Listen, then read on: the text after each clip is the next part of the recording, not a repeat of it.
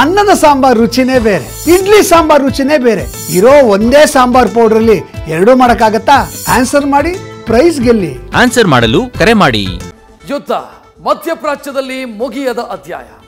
Iran Israel ಮಧ್ಯೆ ಸೇಡಿನ ಸಮರ ಮತ್ತಷ್ಟು ಮಿತಿ ಮೀರಿದೆ. ಮಿಸೈಲ್ಗಳ ಆರ್ಭಟ, ಬಾಂಬ್ಗಳ ಗರ್ಜನೆ ಘನಘೋರವಾಗಿದೆ. ಒಂದೇಟಿಗೆ ಎರಡೇಟು ಅಂತ ಎರಡೂ ದೇಶಗಳು ಕದನ ಕಾದಾಟ ಜೋರಾಗಿದೆ. ಪ್ರಬಲ ವೆಪನ್ಗಳನ್ನು ಬಳಸಿ ಪರಸ್ಪರ ಆಕ್ರಮಣ ಹೆಚ್ಚಾಗಿದೆ. ಇರಾನ್ ಇಸ್ರೇಲ್ ಕದನಕ್ಕೆ ವಿಶ್ವದ ದೊಡ್ಡಣ್ಣನ ಎಂಟ್ರಿ ಆಗಿದೆ. ಇದು ಗಡಿಗಾಗಿ ನಡೀತಾ ಇರೋ ಯುದ್ಧವಲ್ಲ, ಭೂಮಿಗಾಗಿ ನಡೀತಾ ಇರೋ ಸಮರವಲ್ಲ. ಇದೊಂಥರ ಪ್ರತಿಷ್ಠೆಯ ಕಾದಾಟ. ಯಾರು ಸರ್ವಶ್ರೇಷ್ಠ ಎಂಬ ಸೇಡಿನ ಸಮರ. ಇಸ್ರೇಲ್ ಇರಾನ್ ಮಧ್ಯೆ ಬಗೆಹರಿಯದ ಬಿಕ್ಕಟ್ಟು. ಮದಗಜ ಕಾಳಗದಲ್ಲಿ ಸಾವು ನೋವಿನ ಚೀತ್ಕಾರ.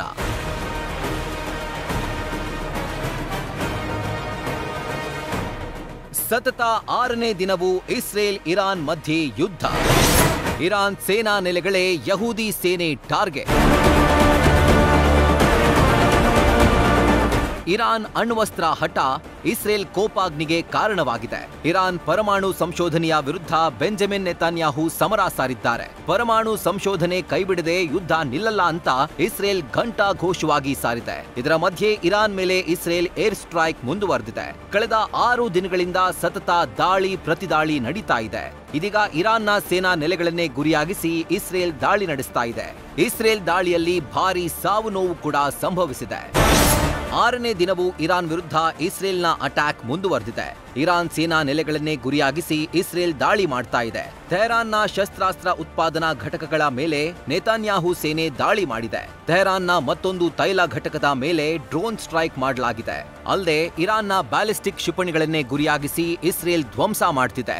ಇದುವರೆಗೂ ಇಸ್ರೇಲ್ ಏರ್ ಸ್ಟ್ರೈಕ್ನಲ್ಲಿ ಇರಾನ್ನ 230ಕ್ಕೂ ಹೆಚ್ಚು ಮಂದಿ ಸಾವನ್ನಪ್ಪಿದ್ದು 1250ಕ್ಕೂ ಹೆಚ್ಚು ಜನರು ಗಾಯಗೊಂಡಿದ್ದಾರೆ. ಇದಷ್ಟೇ ಅಲ್ಲ, ಇರಾನ್ ವಿರುದ್ಧ ಸಮರವನ್ನ ಮತ್ತಷ್ಟು ತೀವ್ರಗೊಳಿಸುವುದಾಗಿ ಇಸ್ರೇಲ್ ಎಚ್ಚರಿಕೆಯ ಸಂದೇಶ ರವಾನಿಸಿದೆ.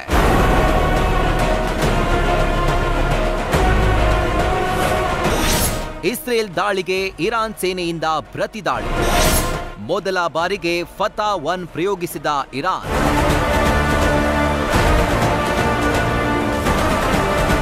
ಇಸ್ರೇಲ್ ಕೊಟ್ಟಿರೋ ಪೆಟ್ಟಿಗೆ ಇರಾನ್ ಕಂಪ್ಲೀಟ್ ಥಂಡ ಹೊಡೆದಿದೆ. ಆದ್ರೂ ಪ್ರತಿದಾಳಿಯನ್ನ ನಿಲ್ಲಿಸದೆ ಹೋರಾಟ ಮಾಡ್ತಾ ಇದೆ. ಇರಾನ್ ಆಗಸದಲ್ಲಿ ಇಸ್ರೇಲ್ ಯುದ್ಧ ವಿಮಾನಗಳ ಹಾರಾಟ ನಡೆಯುತ್ತಲೇ ಇದೆ. ಮಿಸೈಲ್ಗಳ ಮಳೆ ಇರಾನಿಯನರ ರಕ್ತ ಹರಿಸ್ತಾ ಇದೆ. ಇಷ್ಟಾದ್ರೂ ಇರಾನ್ ದೇಶದ ಹಠ ಕಡಿಮೆಯಾಗಿಲ್ಲ. ಇಸ್ರೇಲ್ಗೆ ತಿರುಗೇಟು ನೀಡೋದನ್ನ ನಿಲ್ಲಿಸಿಲ್ಲ. ಇದೀಗ ಯುದ್ಧದಲ್ಲಿ ಇರಾನ್ ಮತ್ತೊಂದು ಹಂತವನ್ನೇ ತಲುಪಿದೆ. ಇದೇ ಮೊದಲ ಬಾರಿಗೆ ತನ್ನ ಬಳಿ ಇದ್ದ ಪ್ರಬಲ ಅಸ್ತ್ರವನ್ನ ಇಸ್ರೇಲ್ ವಿರುದ್ಧ ಪ್ರಯೋಗಿಸಿದೆ. ಆದರೆ ಇರಾನ್ನ ಪ್ರಬಲ ಅಸ್ತ್ರವನ್ನ ಪ್ರತಿಬಂಧಿಸುವ ತಾಕತ್ತನ್ನ ನೆತಾನ್ಯಾಹು ಸೇನೆ ತೋರಿಸಿದೆ. ಇಸ್ರೇಲ್ ದಾಳಿಯಿಂದ ಕೆರಳಿ ಕೆಂಡವಾಗಿರೋ ಇರಾನ್ ಪ್ರತೀಕಾರದ ಮಿಸೈಲ್ಗಳನ್ನ ಹಾರಿಸಿದೆ. ಹಾನೆಸ್ಟ್ ಪ್ರಾಮಿಸ್ 3 ಹೆಸರಲ್ಲಿ ಇರಾನ್ ಆಪರೇಷನ್ನ ತೀವ್ರಗೊಳಿಸಿದೆ. ಇದೇ ಮೊದಲ ಬಾರಿಗೆ ಫತಾ 1 ಎಂಬ ಸೂಪರ್ಸಾನಿಕ್ ಕ್ಷಿಪಣಿಗಳಿಂದ ಇಸ್ರೇಲ್ ಮೇಲೆ ಇರಾನ್ ದಾಳಿ ಮಾಡಿದೆ. ಇಸ್ರೇಲ್ನ ಟೆಲ್ ಅವೀವ್ ಮೇಲೆ ಫತಾ 1 ಸೂಪರ್ಸಾನಿಕ್ ಮಿಸೈಲ್ ಅಟ್ಯಾಕ್ ಮಾಡಿದೆ. ಅಲ್ಲದೆ ಉತ್ತರ ಇಸ್ರೇಲ್ನ ಭಾಗದಲ್ಲಿ ನಿರಂತರ ಸೈರನ್ ಶಬ್ದ ಮೊಳಗಿದೆ.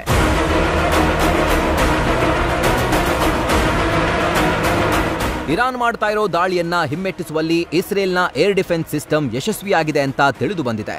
ಇರಾನ್ನ ಮಿಸೈಲ್ ಮಳೆಯನ್ನ ತಡೆಯುವಲ್ಲಿ ಐರನ್ ಡೋಮ್ ಸಕ್ಸಸ್ ಆಗಿದೆ ಎಂಬ ಮಾಹಿತಿ ಲಭ್ಯವಾಗಿದೆ. ಆದರೆ Iran air defence system complete ನಾಶವಾಗಿದ್ದು ಇಸ್ರೇಲ್ ರಣದಾಳಿಯನ್ನ ತಡೆಯುವಲ್ಲಿ ಸಂಪೂರ್ಣ ವಿಫಲವಾಗಿದೆ. ಇರಾನ್ ಇಸ್ರೇಲ್ ಯುದ್ಧಕ್ಕೆ ಅಮೆರಿಕ ಎಂಟ್ರಿ. ಇಷ್ಟು ದಿನ ಇಸ್ರೇಲ್ ಪರ ನಿಂತು ಇರಾನ್ಗೆ ಗುಟುರು ಹಾಕ್ತಾ ಇದ್ದ ಅಮೆರಿಕ ರಣರಂಗಕ್ಕೆ ಅಧಿಕೃತವಾಗಿ ಜಿಗಿದಿದೆ. ವಾರ್ನಿಂಗ್ ಕೊಡುತ್ತಾ ಗದರಿಸುವ ಗೋಜಿಗೆ ಬಿದ್ದಿದ್ದ ಅಮೆರಿಕ ಅಧ್ಯಕ್ಷ ಡೊನಾಲ್ಡ್ ಟ್ರಂಪ್ ನೇರವಾಗಿ ಯುದ್ಧಕ್ಕೆ ಎಂಟ್ರಿ ಕೊಟ್ಟಿದ್ದಾರೆ. ಸಂಘರ್ಷ ಸ್ಥಳಕ್ಕೆ ಅಮೆರಿಕ ಯುದ್ಧ ವಿಮಾನ ರವಾನಿಸಿದ್ದಾರೆ. ಇರಾನ್ ಬೇಷರತ್ ಶರಣಾಗಬೇಕು ಅಂತ ಟ್ರಂಪ್ ವಾರ್ನಿಂಗ್ ಕೊಟ್ಟಿದ್ದಾರೆ.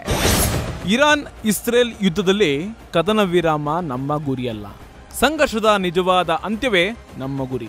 ಇರಾನ್ ಸರ್ವಾಧಿಕಾರಿ ಆಯತುಲ್ಲಾ ಅಲಿ ಖಮೇನಿ ಎಲ್ಲಿ ಅಡಗಿದ್ದಾರೆ ಅನ್ನೋದು ನಮಗ್ ಗೊತ್ತು. ಹಾಗಂತ ಖಮೇನಿ ಮೇಲೆ ನಾವು ದಾಳಿ ಮಾಡಲ್ಲ. ಆದ್ರೆ ನಾಗರಿಕರು ಅಥವಾ ಅಮೆರಿಕನ್ ಸೈನಿಕರ ಮೇಲೆ ಕ್ಷಿಪಣಿಗಳು ಹಾರಿಸೋದನ್ನ ನಾವು ಸಹಿಸೋದಿಲ್ಲ. ನಮ್ಮ ಸಹನೆಯನ್ನ ಪರೀಕ್ಷೆ ಮಾಡೋದು ಬೇಡ.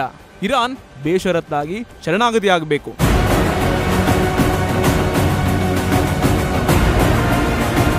ಅಮೆರಿಕ ಅಧ್ಯಕ್ಷ ವಾರ್ನಿಂಗು ಜಗ್ಗದ ಇರಾನ್ ಸರ್ವೋಚ್ಚ ನಾಯಕ ಖಮೇನಿ ಯುದ್ಧ ಶುರುವಾಗಿದೆ ಅಂತ ಮತ್ತೆ ತಿರುಗೇಟು ಕೊಟ್ಟಿದ್ದಾರೆ. ಖಮೇನಿ ಹಠದಿಂದಲೇ ಇರಾನ್ ಸರ್ವನಾಶವಾಗುವ ಸಾಧ್ಯತೆ ಇದೆ. ಅಮೆರಿಕ ಕರೆಗೆ ಸ್ಪಂದಿಸದೇ ಇದ್ರೆ ಸರ್ವೋಚ್ಚ ನಾಯಕನ ಸಂಹಾರ ಆಗುತ್ತಾ?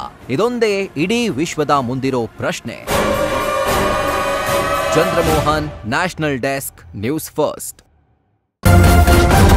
ನ್ಯೂಸ್ ಫಸ್ಟ್ ನಿರ್ಭೀತಿಯಿಂದ ನಿಮ್ಮ ಪರವಾಗಿ.